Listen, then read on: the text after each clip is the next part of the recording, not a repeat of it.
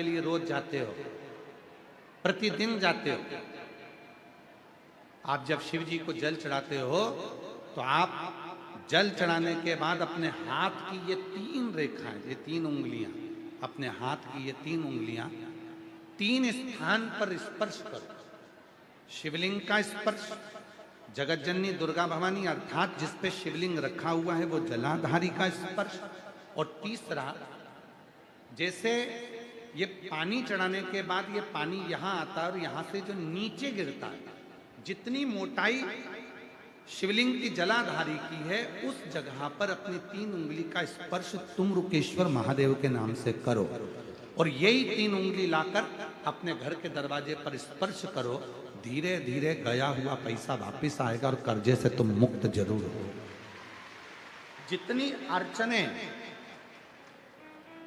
जीवन की जितनी अड़चने हैं, ये तुमरुका जी के नाम का स्मरण करने से, तुम रुकेश्वर महादेव का स्मरण करने से छूट जाए। यहां तक जिनके ब्लॉकेज बता दिए गए हैं, हार्ट में ब्लॉकेज बता दिए गए हैं, नसें ब्लॉकेज बता दी गई है, डॉक्टर ने कहा है कि बाईपास कराना पड़ेगा।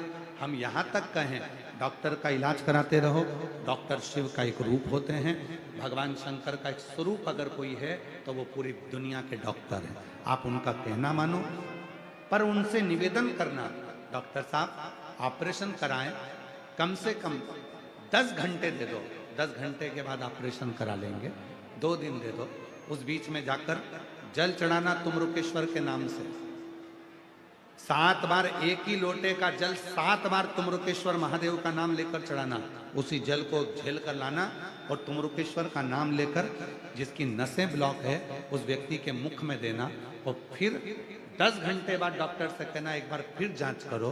धीरे धीरे नसें खुलना प्रारंभ हो जाती हैं तुम रुकेश्वर महादेव के नाम में। अड़चने जितनी आए, जितनी अटकलें आए, जितनी परेशानियां आए, जितनी जितनी तकलीफें, आप जब अड़चन में फंसो, जब अटकल में फंसो, जब कहीं तुम अटक जाओ, तब तुम रुकेश्वर महादेव का नाम स्मरण करो, तुम रुकेश्वर। और आज कहने में पीछे नहीं हटेंगे, दिल्ली की इस पवित्र धरा पर आप लोग इतने लाखों की संख्या में आए हैं और पूरा देश इस कथा को देख रहा है, पूरा विश्व इस कथा को सुन रहा है।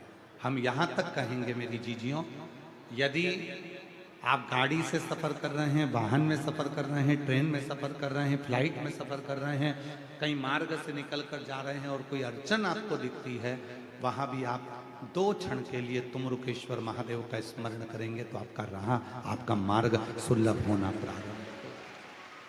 तुम रुकेश्वर